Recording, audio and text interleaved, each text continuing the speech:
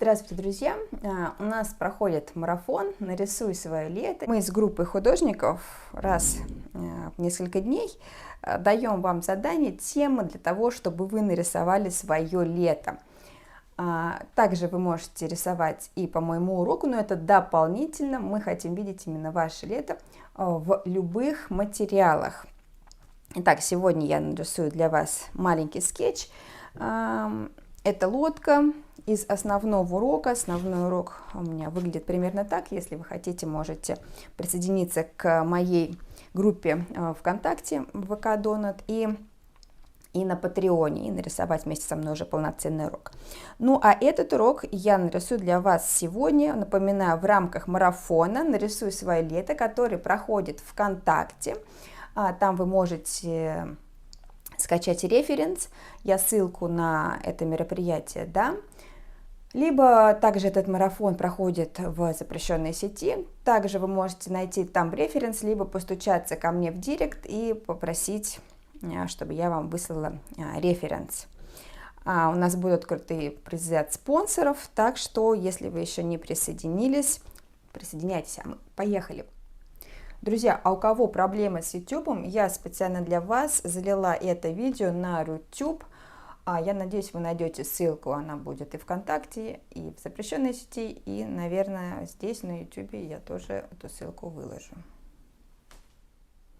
А если вы уже смотрите меня на YouTube, то надеюсь, что здесь мы с вами будем общаться, и надеюсь, что у меня будет хватать времени публиковать здесь новые видео для вас. Едем дальше. По материалам это, как всегда, бумага Сандерс, это пластиковый планшет,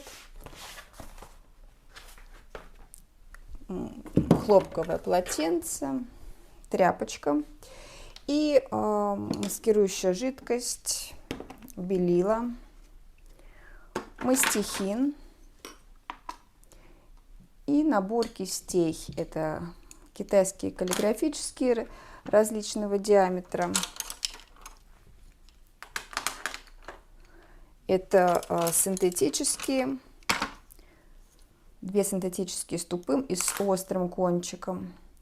Кисть для нанесения маскировки, это линер, он же шлейфер, который вы не боитесь испортить. Так. И плоская кисть натуральная для выбирания цвета.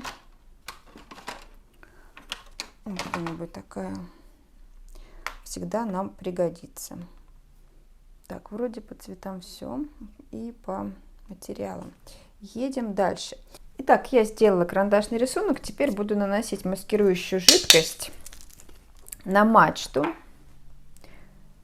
Смотрю, что у нас светлее на картинке, небо или мачта белая, и это мачта, и поэтому я наношу маскирующую жидкость синтетической кистью, которая мне не нужна для работы с акварелью.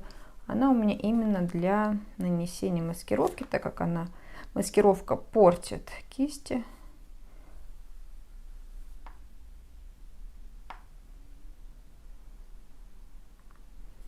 Это синтетическая кисть линер. И также я нанесу маскирующую жидкость на буйки, вот эти вот кранцы, чтобы мне потом не сложно было нарисовать эту синюю линию, начертить на борту. Потому что если я буду обходить кранцы и рисовать вот эту вот синюю линию, прерывая ее, будет не очень удобно, и поэтому я упрощу себе задачу, нарисовав кранцы с помощью маскирующей жидкости. Несколько здесь канатов таких светлых можно обозначить. Где-то вот здесь еще идет. Очень толсто получилось. Ну, ладно. Надо было убрать излишки маски. На дальнюю чуть потоньше я нарисую. Так, где-нибудь тут еще можно несколько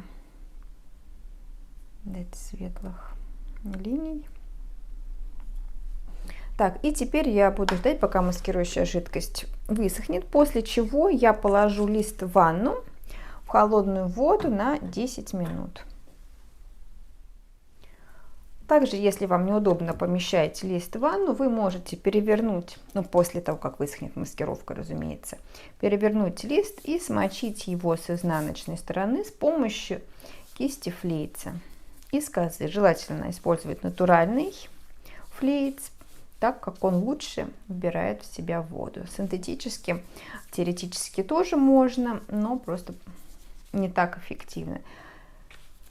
Можно слегка вдавливать воду внутрь листа, чтобы она быстрее проникала вглубь, но не делайте больших луж, старайтесь наносить воду равномерно. Ну, на это тоже уйдет минут 5-10. Также это зависит от формата. На большой формат больше времени уходит, на маленькие чуть меньше, так как нам не нужно очень сильно мочить, у нас будет меньше времени затрачено на сам процесс, на процесс рисования, скажем так. Мы постараемся нарисовать быстро. Смотрите, немножко смочили, подождали, пока вода проникнет внутрь, ну, буквально несколько секунд, и после этого снова продолжили. То есть, если вы видите, что у вас на листе уже образовалась лужа, ну, остановитесь, дайте этой луже впитаться, и только потом снова продолжайте. Итак, я буду работать самостоятельно, таким образом, в течение 5 минут примерно. Дождитесь, пока лист полностью прилипнет к планшету, станет тяжелым, и после этого вы можете переворачивать лист на лицо. Далее я накрою бумагу хлопковым полотенцем и хорошо приклею ее к планшету и уберу излишки воды. Выгоняю воду из центра к краям. Движение это важно. Из центра к краям мы выгоняем воздух и лишнюю воду. И теперь мой лист готов к тому, чтобы наносить на него акварель. И начинаю работать с фоном. Фон это у нас небо и вода. Беру китайскую каллиграфическую кисть. Хорошо ее смачиваю. Я буду делать плавный переход между небом и водой, без линии горизонта. Беру голубой, ультрамарин и каплю карминовый. Прям совсем каплю.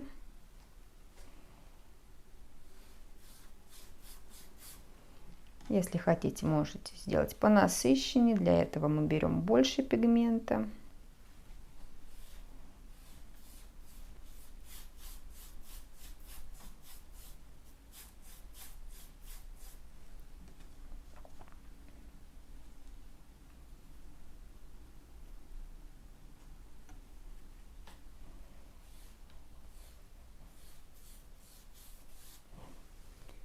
Если хотите, чтобы ультрамарин меньше гранулировал, выпадал в осадок, то добавляйте чуть меньше воды.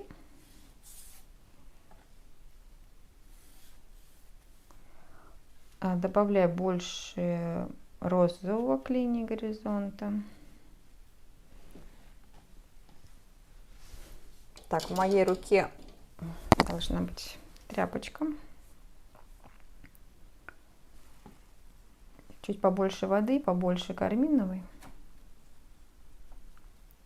поменьше уже пигмента. Обхожу парус.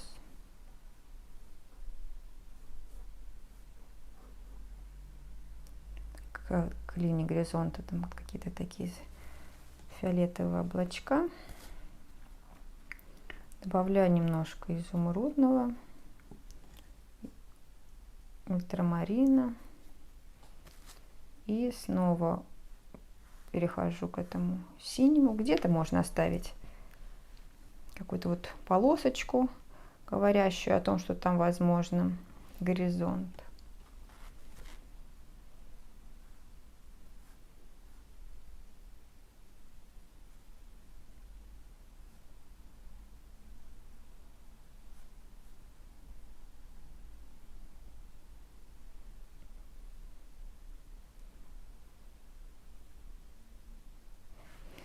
Так, чуть поярче, побольше ультрамарины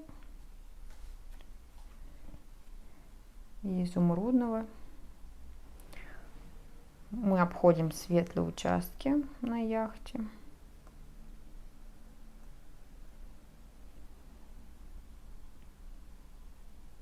То есть нам нужно достаточно темный цвет воды, чтобы белая яхта выделялась на фоне воды.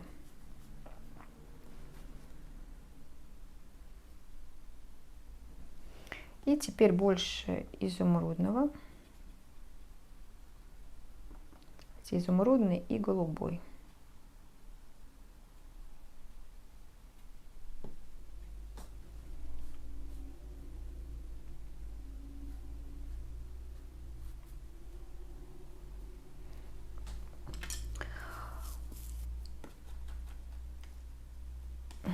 Так, я покрою также и отражение этим цветом. Но вот здесь немножко смочу отражение водой, потому что здесь будет светлое отражение. Покрываю пока только темную часть отражения. То есть здесь отражение будет темное, тут посветлее. Отражение потом мы будем писать по сухому, уже вторым слоем.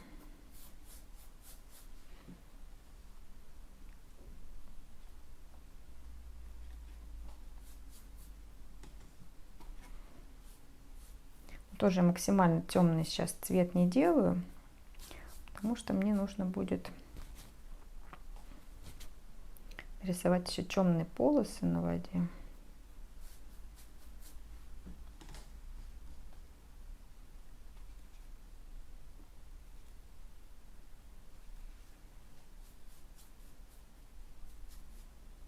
Можно сделать такой скетчевый вообще вариант и не докрасить внизу, ну, это по желанию.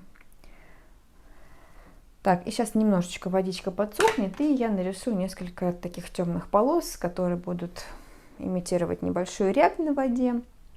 Для этого можно использовать, ну, очень удобно, синтетическую кисть, на которой меньше воды и больше краски. И сейчас я замешиваю снова раствор, эти же цвета, но без воды. Вот здесь вы видите много воды, я должна убрать эту воду, потому что нам нужно погуще взять краску, а вода на палитре нам будет мешать. Тот же голубой, изумрудный, капля карминовый.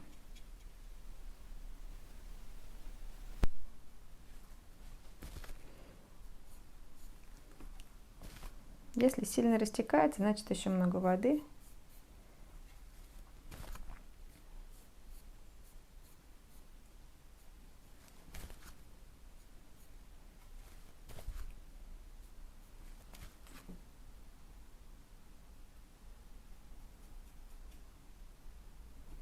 Добавила ультрамарина.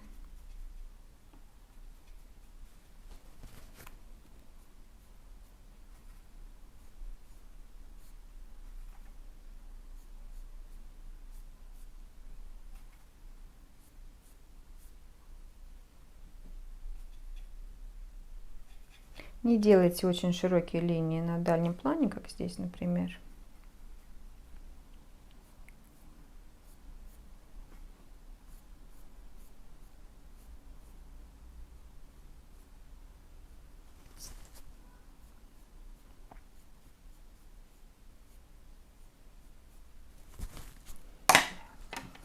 Немножко уберу вот это,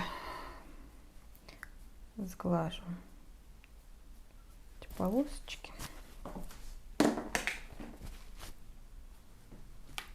Если сильно растекается, можно немножко наклонить планшет.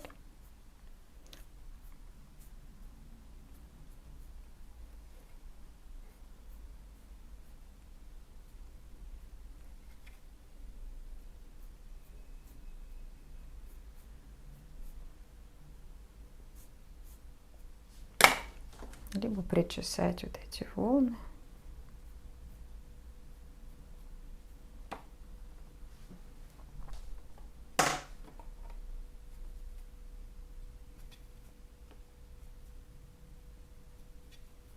И еще чуть подзатемню.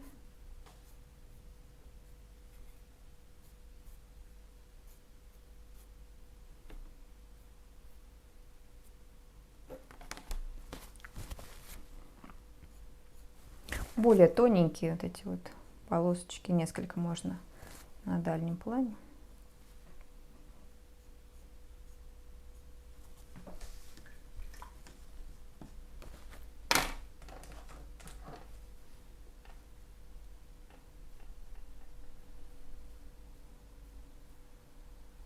Все, и теперь я подожду, пока это все подсохнет, чтобы уже приступать к написанию яхты. Пока вот здесь еще не высохло, можно отжатой кистью немножко убрать цвет, выбрать плоское натуральное, потому что здесь у нас будет буёк, возможно, он будет светлее. На кисти мало воды, чтобы она не заходила, как здесь. Дальше не расходилась. Все, и теперь я продолжаю ждать, пока все высохнет, чтобы приступить к лодке. Если у вас не получается нарисовать реалистично воду, вы можете пройти простое упражнение из моей книги, там, где мы сначала рисуем простой градиент. Это очень важно, правильно подбирать соотношение количества воды и краски. И потом из этого простого градиента мы уже переходим на реалистичную воду, и дальше мы идем на усложнение.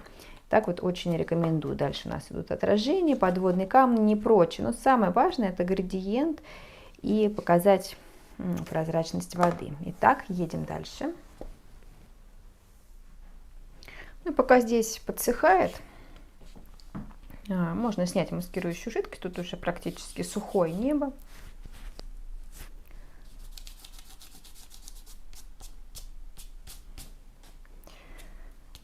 Так.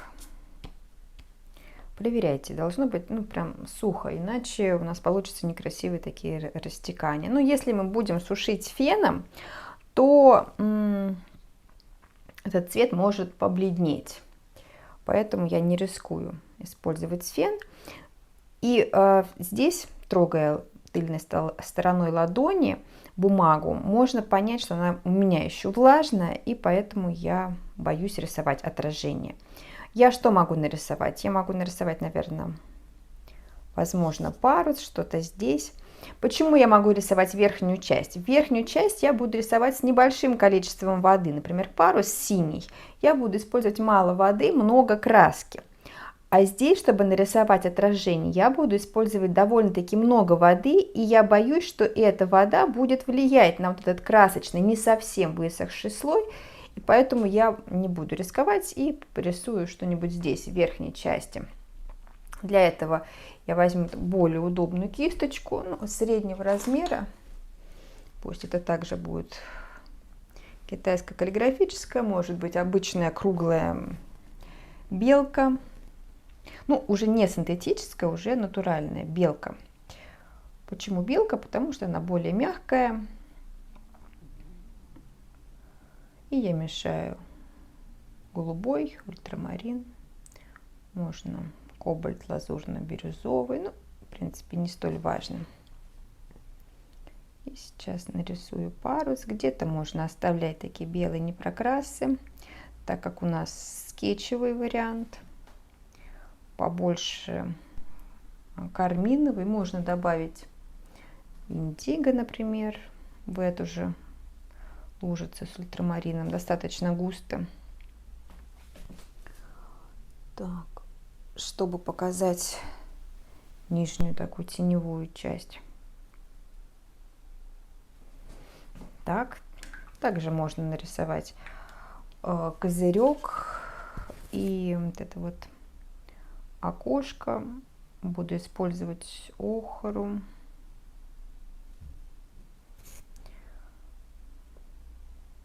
Какой-то сероватый. Сероватый — это охра, голубой и розовый. розовый, карминовый. Так, продолжаю рисовать козырек теми же цветами, которыми я рисовала парус. Тут у меня козырек перетек в окошко. Ну, мы можем это потом поправить, можем оставить.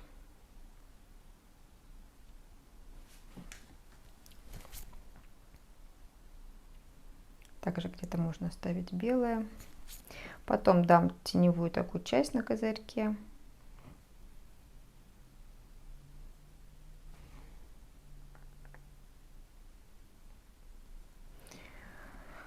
Какая-то голубая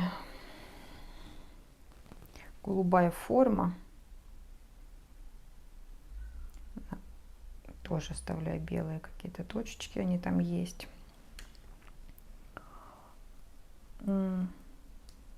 Коричневым, каким-то коричневым это будет сиена натуральная, сиена жженая, немножко голубоватого. Это для пола. Так, это не пол называется, да? Будем стараться выражаться правильно. Палуба. Палуба такая деревянная. Нарисую ее.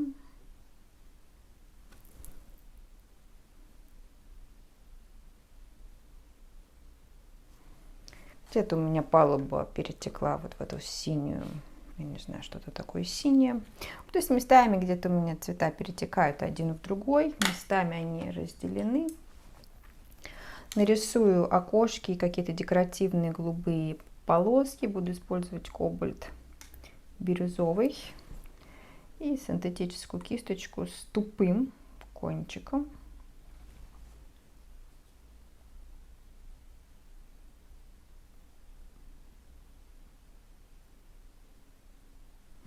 Мало воды на кисти было, поэтому получилась такая живая линия. Вот эти вот окошки, это какое-нибудь карминовое, они такие коричневатые, да, почти черные. Ну, смешают темные цвета. Это индиго, карминовое. Получается такой фиолетовый оттенок. Чтобы его погасить, возьму сиену жженую. Густым пигментом нарисую вот эти окошки. Так. Можно попробовать сейчас положить тень, тогда она будет по сырому растечется, либо можно чуть попозже. Гик, вот это вот под парусом у нас идет гик, он такой сероватый, металлический. Я беру розовые, голубые и охру.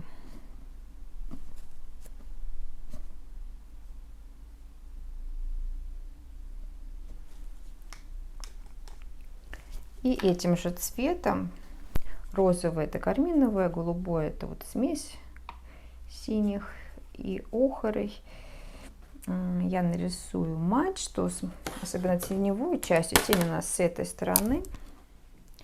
Так, положу планшет, чтобы мне было удобно. Такими достаточно быстрыми движениями.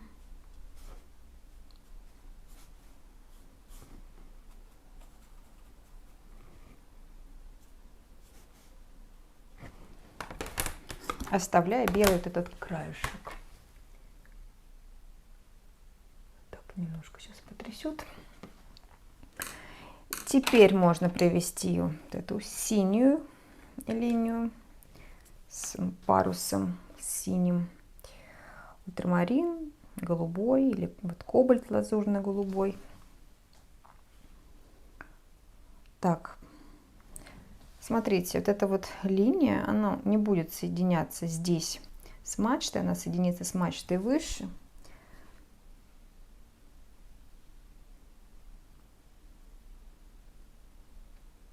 И тоже такую живую линию. И теневую часть более густым пигментом можно добавить индиго.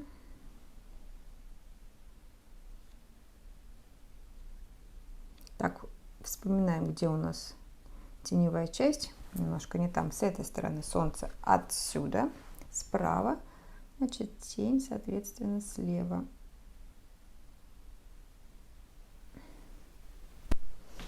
Так, попробуем здесь тень по сырому. Не знаю, получится или нет. Ну, попробуем.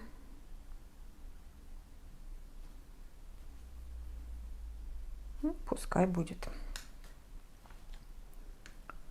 Так. Как я пойму, можно ли сюда идти? Я возьму кисточку с водой и посмотрю, насколько, ну, даже можно немножко голубенького взять. Не растекается ли краска? Нет, вроде не растекается. Все, можно приступать. Мы проверили, линия ровная, не такой вот, как говорится, ежик не образуется. Можно приступать. Кстати, немножко я хочу смочить, смягчить край, ну, более живой такой сделать, пускай чуть-чуть растечется. У нас же скетч, не забываем об этом. Ну, и я возьму кисточку какого-то подходящего размера. Кстати, можно ту же китайскую каллиграфическую, можно круглую. Ну, главное, не берите очень маленькую, иначе будет просто сложно и долго. То есть я беру китайскую каллиграфическую покрупней, чем эту. Намочу, смочу. Здесь бачок, он у нас будет практически белый. Можно какой-нибудь такой теплый оттенок попробовать дать, желтоватый. Может быть ауреолиновый полупрозрачный, может быть охра. Так, я тут попробую желтый пробничек. Так.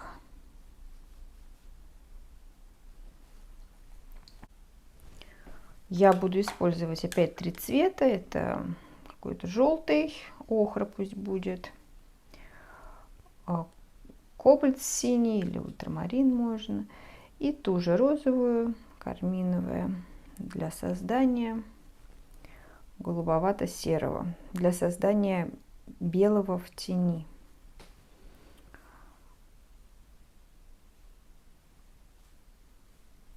Я не дохожу до этой темной полосы, ватерлинии.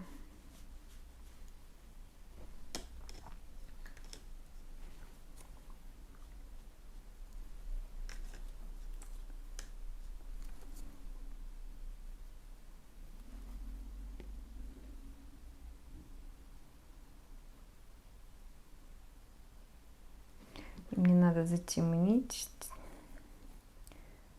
все те же цвета, 3 цвета.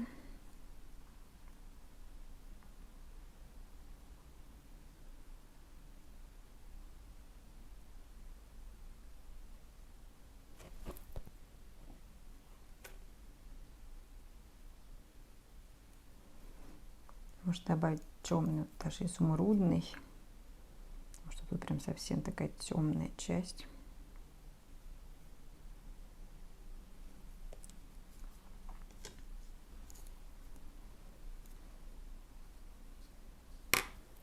Изумрудный тоже надо включать как рефлекс от воды.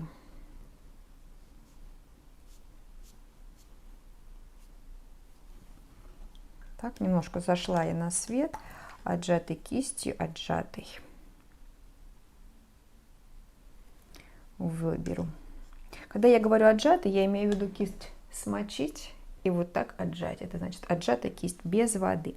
Теперь я нарисую темную вот эту вот линию, ватерлинию, и тут же мне нужен замес, я готовлю для отражения. Это будет охра, ультрамарин,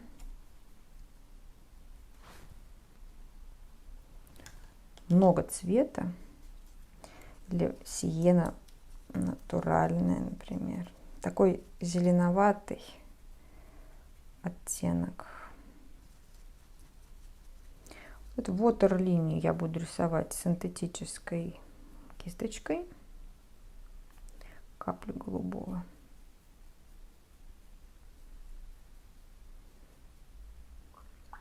И еще сиены натуральные, либо охры. Так, я беру синтетическую кисть. Для ватерлинии буду использовать ультрамарин и железоокисный. Это такой цвет получается наподобие индиго. Но только мы его сами замесили, поэтому он будет поинтереснее.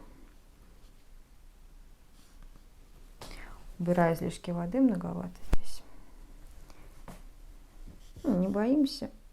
Проводим эту линию, пусть она прекрасно затекает на лодку. Где-то можно оставлять эти непрокрасы. И от нее я начинаю вводить отражение.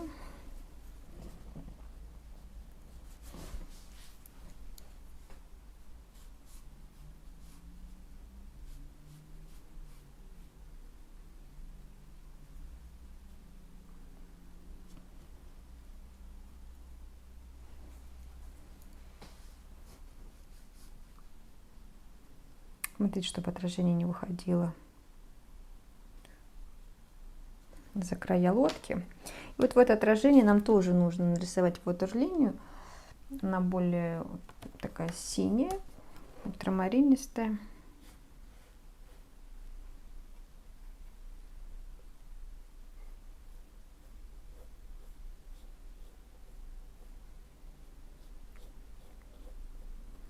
Соединила с лодкой.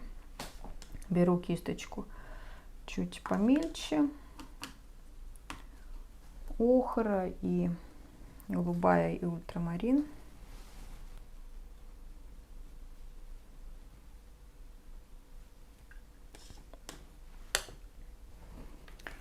Чуть более светлое отражение тут, где бачок.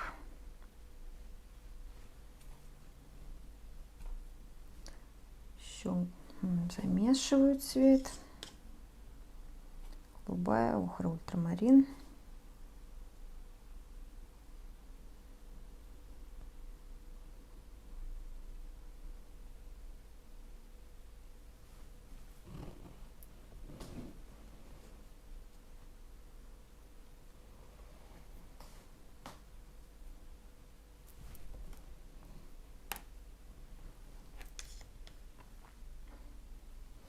Побольше где-то охры.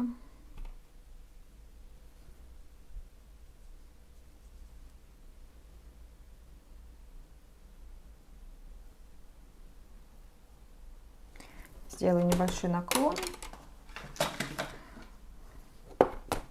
чтобы не сильно на лодку заходила вода.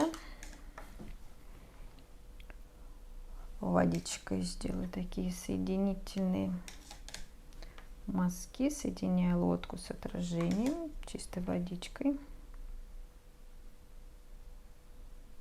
Тут сильно затек у нас синий, но ничего страшного, это такой у нас скетчевый легкий вариант.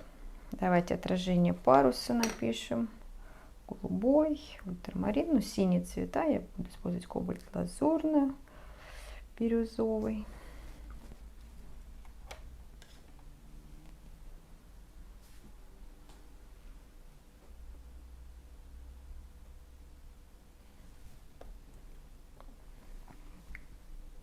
Мы видим, что отражение такое более светлое, приглушенное.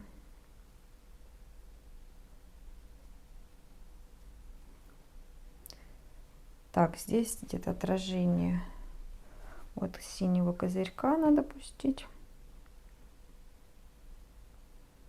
Вот этой синей штучки.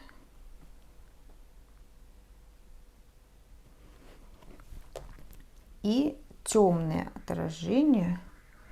Можно индиго добавить. Ультрамарин, индиго от вот этого паруса.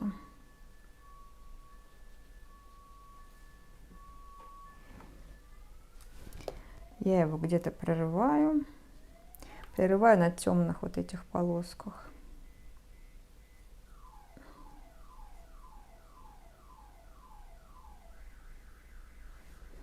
Тут же можно взять полупрозрачный голубой, ультрамарин, каплю карминовой.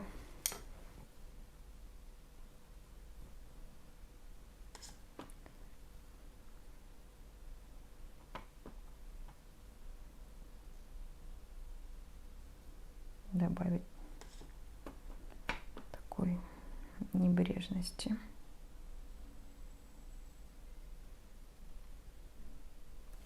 Вот, и слишком много воды капнула сюда в уголочек. Хотела подкорректировать. Да? Так.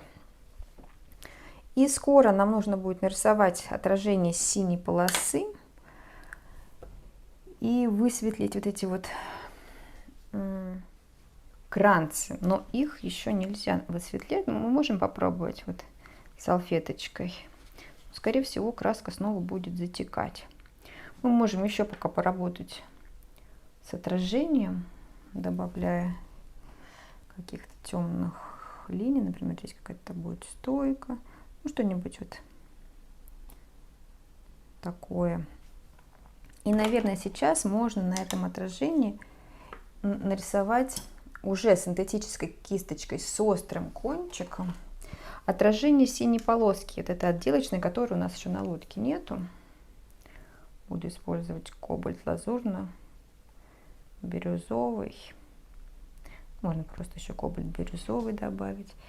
И практически нет воды на кисти, чтобы у нас не растеклась эта линия. Я рисую ее.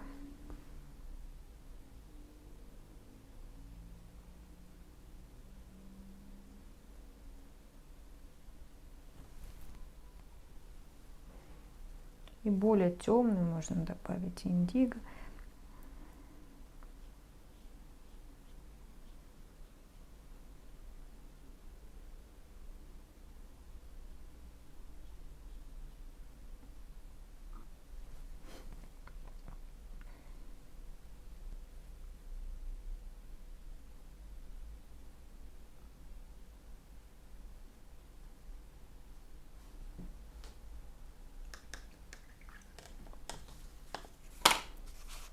Попробую высветлить кранец под углом и нарисовать вот эту темную индиго шляпку на кранце в отражении.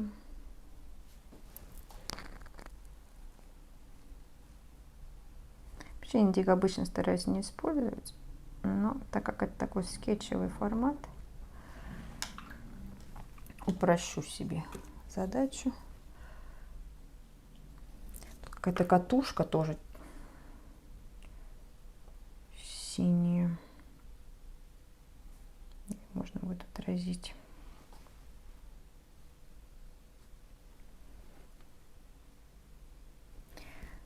Так, какая-то желтая там висит ткань. И можно, кстати, ее тоже нарисовать и отразить.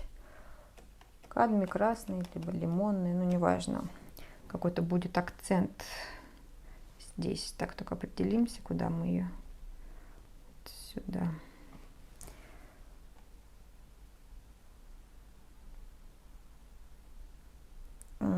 Yellow, deep буду использовать. Какой-нибудь dark yellow.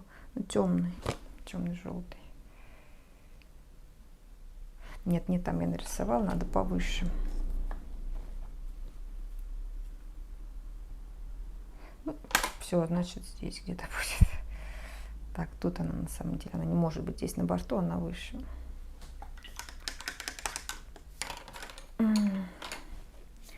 Пробую ее перекрыть. Наверное, уже не получится, иначе просто работа будет замученной. Не хочется мучить работу. Пока, да, я могу уже, кстати, подсох борт, и можно вот эту вот синюю отделочную линию нарисовать. Буду использовать для этого кисточку с тупым кончиком теперь. кобальт лазурно-голубой. И я не боюсь, прохожу по этим кранцам, потому что они у нас замаскированные. Главное сейчас рукой не испачкать отражение.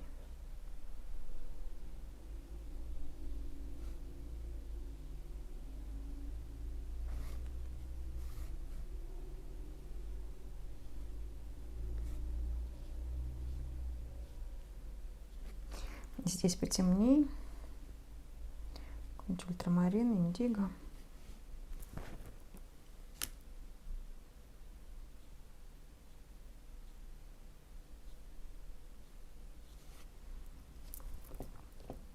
И также потемнее вот здесь.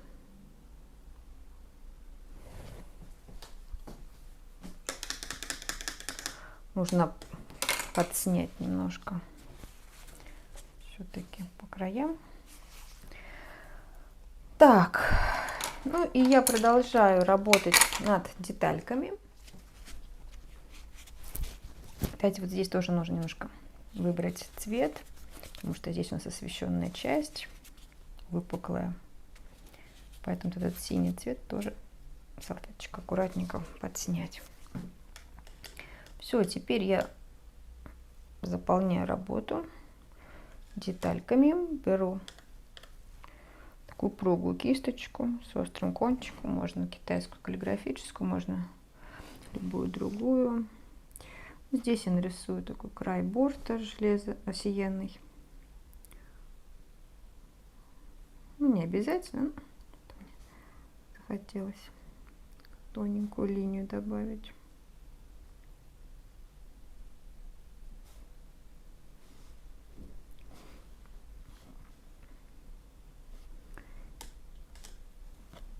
И на самом деле много таких вот каких-то здесь линий, точечек. Просто я это все рисую.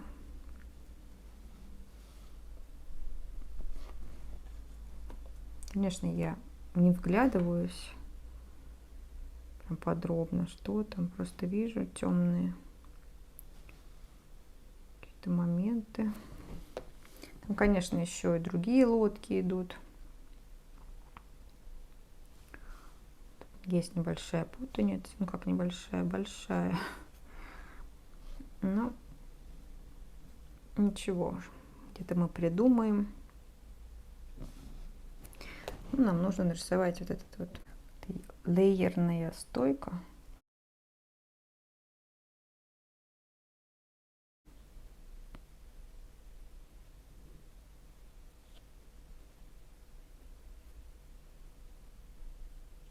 На ней как раз вот висят кранцы.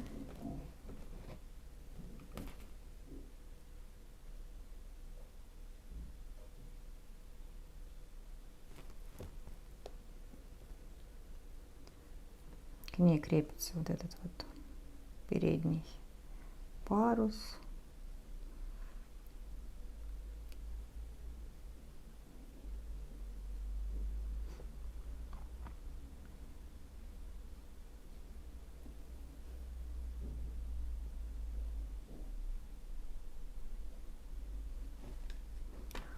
Очень много линий, но на самом деле нужно заполнять это все линиями, иначе будет пусто. Беру сиену жженую.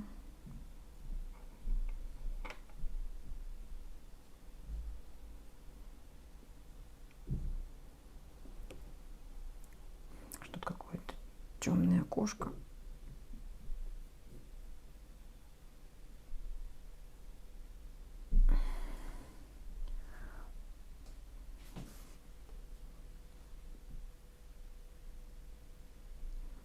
Не знаю, зачем я это сделала.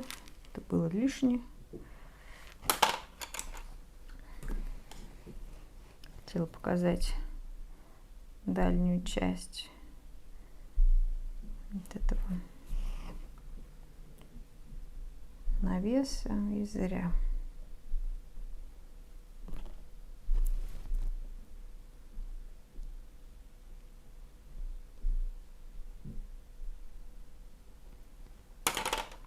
Ну, еще какое-то время поработаю с детальками. Побольше их добавлю. Кстати, отражение от вот этих тоже надо показать. Там якорь, да, наверное.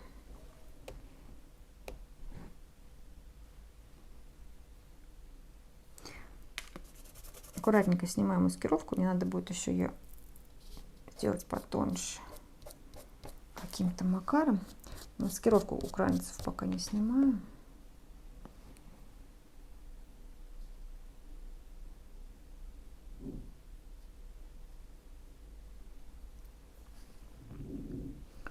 Так, и теперь вот здесь нам нужно поработать. Тоже вокруг мачты много этих канатов, ванты, которые держат паруса.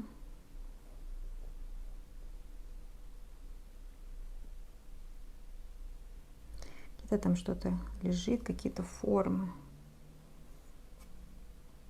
Вот я вижу какое-то пятно и его переношу. Вот эти ванты немножко делаем более теплые и чуть более прозрачные. Быстрым одним движением, держась за верхушечку кисточки. Одна ванта обязательно идет от паруса, она его держит.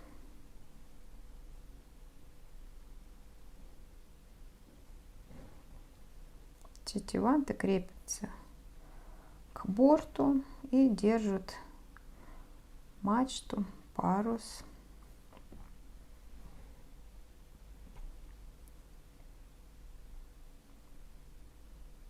Так, тут тоже какой-то шум, в общем, создаем. Сложно рассмотреть все подробно. Ну, яхтсменам проще, они знают. Ну, хотя, может быть, даже сложнее, потому что они могут начать прорисовывать, зная, где там что, а мы просто набрасываем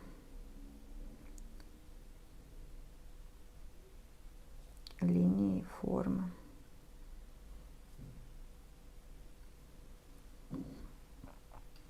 Отражение от этих, наверное, канатов тоже надо дать.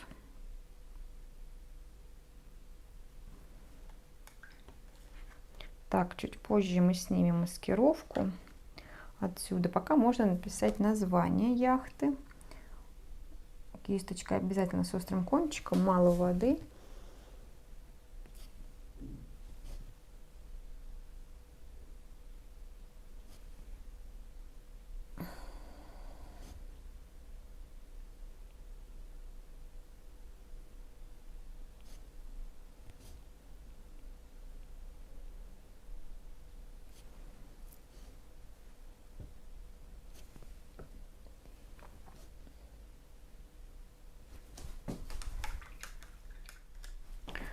Так, убираю я аккуратненько маскирующую жидкость с наших кранцев.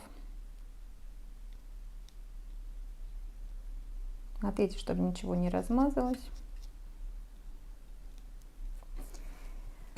Добавляю тени, получается, с левой стороны, ну, каким-то уже сероватым, охристым цветом.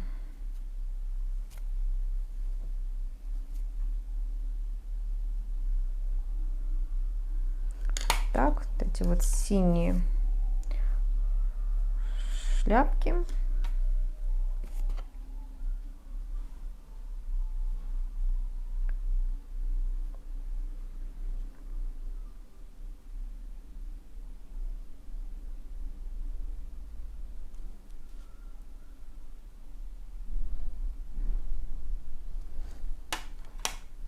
Так.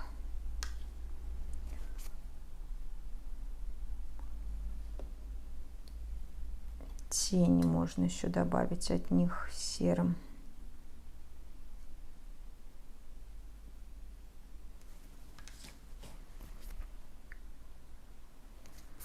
Тут потом еще добавлю потемнее, сделаю его. Как мы и планировали, добавлю еще желтый цвет как акцент. Какая-то там тряпочка висит.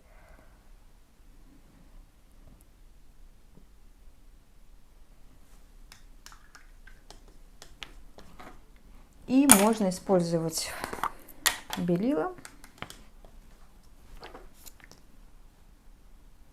Тоже в качестве отделки.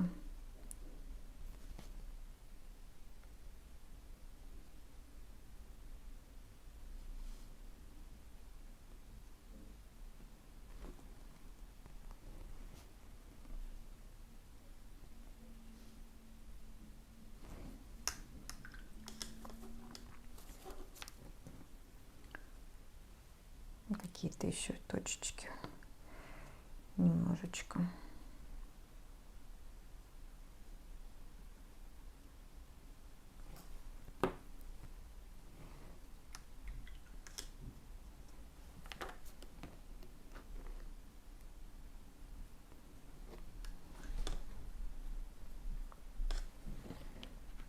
Так, и по сухому можно еще несколько полосок. Нет, еще влажно. Сейчас подсохнет, и по отражению буквально несколько полос я еще приведу. Я воспользуюсь мастихином, тут немножко процарапаю.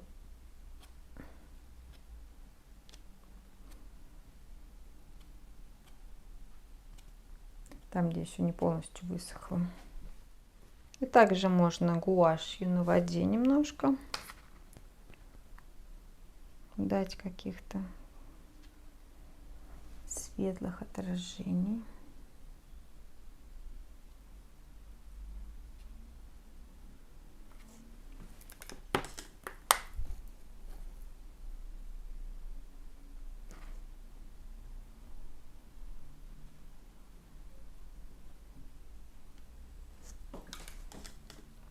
И также можно и темных добавить. Ультрамарин и индиго. Тут тоже главное не перестараться, чтобы у нас был такой легкий скетч. Сейчас вот большая опасность испортить.